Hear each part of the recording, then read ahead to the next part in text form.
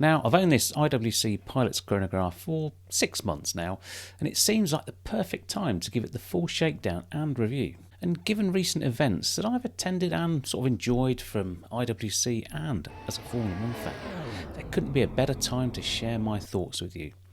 I'm Andy and welcome to the English Watch.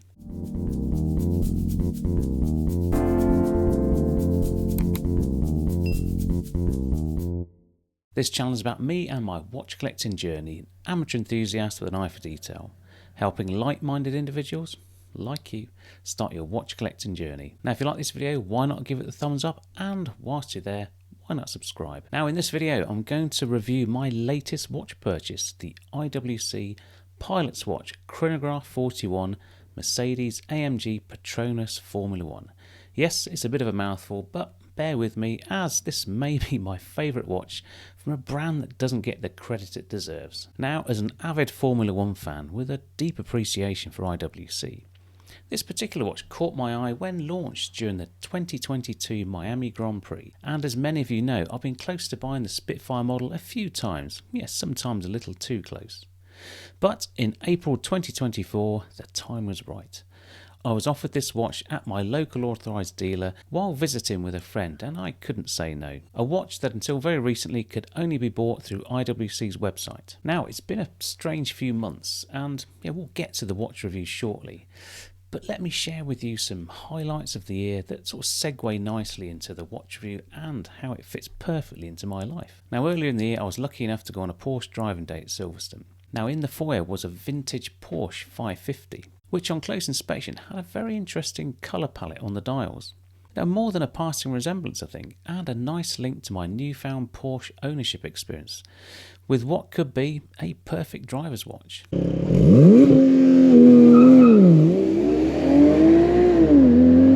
Now, at some point, I'll sort of pull some episodes together, chronicling my year with my 718 GTS, and for sure a sort of partial distraction from doing some more watch videos recently. Now, a few months back, and part of an organised trip to the Pirelli Performance Centre in Buxton, we got to learn about tyres and receive this nice sort of Miami winner's cap. Now, I'm not sure whether I've got the balls to wear this and the watch together, but you never know. Then, last month at the IWC boutique on London's New Bond Street, I had the chance to meet George Russell and IWC CEO Chris Granger. Now, a week later, George actually went on to win the Las Vegas Grand Prix, so well done George and IWC. Now, I also, at that event, got this nice little Christmas card, which was actually addressed to Dear Francois and Adrian, not Dear Andy. I think I got the wrong card, but doesn't matter. I also got a nice IWC cookie that is sadly no more. So you can see there's been a bit of a common thread through the year that I've sort of enjoyed with this watch. Proper collecting by association of events and experiences that I've thoroughly enjoyed. Now, IWC has been an official engineering partner of Mercedes Formula 1 since 2013. Now, I like the idea of it being an engineering partnership rather than just a branding exercise, as both companies use advanced materials and techniques in their quest for excellence. Now, that's not just some BS I've read, that's observed fact. So, let's take a closer look at my watch. Now, the dimensions. This is a 41mm case, it's 14.5mm thick, 51.5mm lug to lug, and 20mm lug width. So, but average in terms of the size of the watches I have. Now, for a chronograph, it's got a screw-down crown and 100 metres of water resistance. We have a domed sapphire crystal with anti-reflection on both sides, and as it's a pilot's watch, the crystal is designed to stay in place during rapid decompression. Not a feature I want to try or hope to worry about. Now, there's a display case back showing off the nicely decorated movement with subtle text line referring to the partnership. Now, the screw-down crown and chronograph pushes are in steel rather than titanium, which I don't mind. The Ceratanium version of this watch is all Ceratanium, but there's also a premium to pay there. This watch has IWC's Easy Exchange strap system for toolless changing of straps. Now, the system works okay, but I found on one occasion where the strap detached itself when in my back pocket. I think I was trying another watch on at the time. Now, if you fold the strap back, it does compress the latch onto the case back. Now, it's not a typical use case, but I think I prefer something a little more robust. The watch is supplied with 2 straps, the sailcloth version with a teal leather inner and teal stitching on the black sailcloth, and also a teal rubber strap that is very comfortable, and it's the one you tend to see the pit crew wearing during the Grand Prix. Now, the titanium pin buckle fits both obviously, and itself is toolless to remove. It's quite easy. Now, I've been wearing mine on this Artem sailcloth strap, the IWC buckle. This strap has more padding, and the grey stitching sort of matches the case nicely while toning down the teal accents. If you want to check out this strap, I'll leave a link below for the Artem site so you can go and check it out yourself. The case is made of grade 5 titanium, one of the few high-tech materials IWC like to use. Now, this is a great option for the watch from both an aesthetic and a weight perspective. Now, grade 5 has naturally formed titanium dioxide layer, which makes it more resistant to scratches.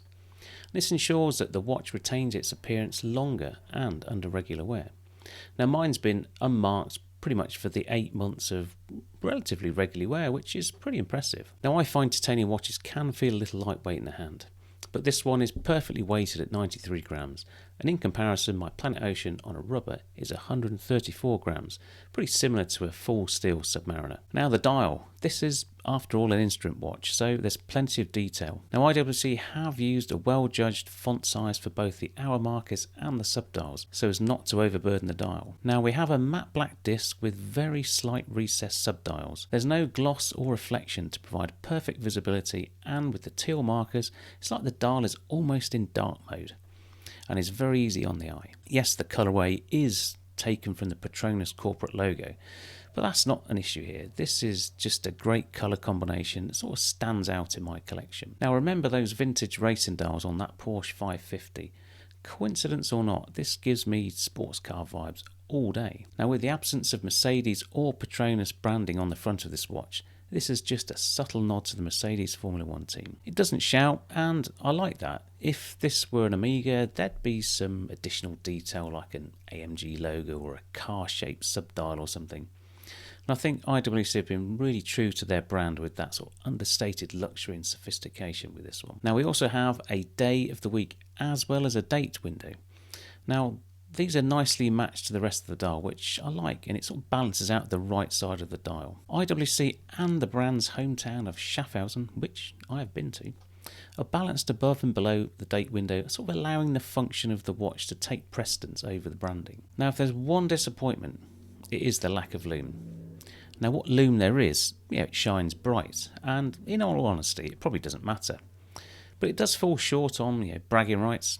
Simplicity is probably what they had in mind, and probably what you want in a pilot's watch, to be honest, where only the hour and minutes hands are loomed along with the markers at 3, 6, 9 and 12.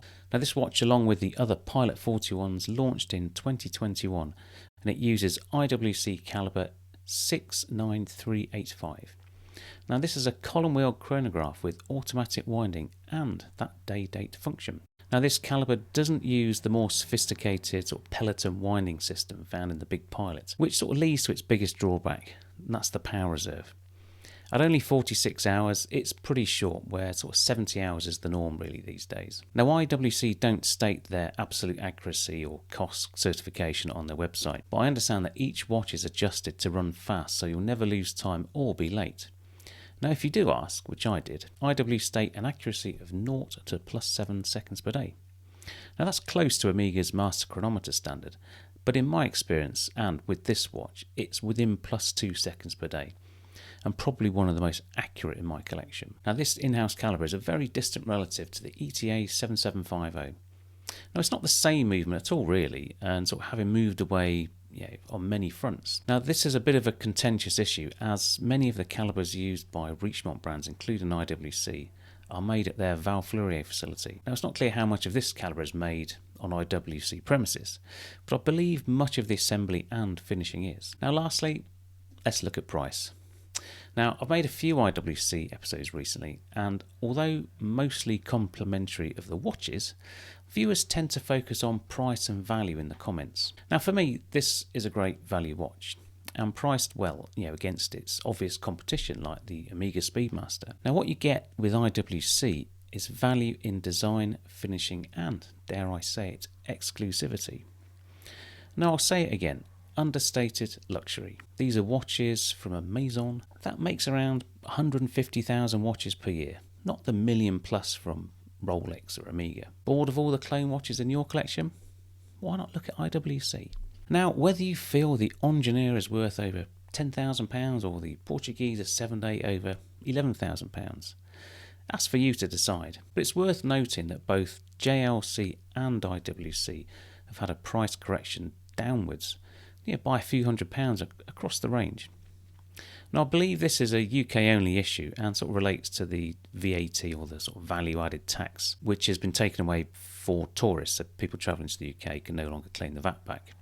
I think this has had an effect on certain brands, and this may show that the domestic demand maybe isn't where it needs to be, but I guess it also demonstrates some flexibility and acknowledgement of what the market can sustain, rather than just that year-on-year increase that most other brands do. Now, take our friends at Rolex as an example.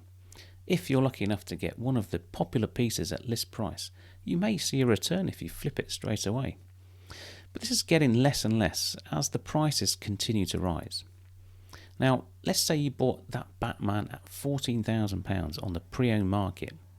Now, do you think that investment is safe? I suspect you might take a hit of about £3,000 on the deal, should you wish to trade it in. But if that's the watch you want and you can afford the overs, then go for it. Now, regards my watch, I bought it in April 2024 for £6,850. Now, at the time, the list price was £7,350. So I had £500 knocked off, which I was happy with at the time. Now, this watch now retails at £7,000, so it's sort of come down £350. And although initially online only, this one has started to make its way into the authorised dealers and boutiques in small numbers, so deals are there to be had, I suspect. Now, what the true market value of this watch is doesn't really interest me, but I guess will sort of depend on a number of factors. Firstly, there aren't that many for sale. These are enthusiast watches, and I imagine most will buy them to keep them, like me. But looking on Chrono24, the sale value is around 6,900. But there's only 4 for sale in the UK. eBay has 3 that start at 6,650. And I suspect these are the same watches that are just corrected for the sale fees. Now, if you go on watch charts, said to be an accurate reflection of the market, based on sale prices, they show a value of around £5,600. So I'd say that as bottom. But it's still less than that £3,000 hit you took on that GMT.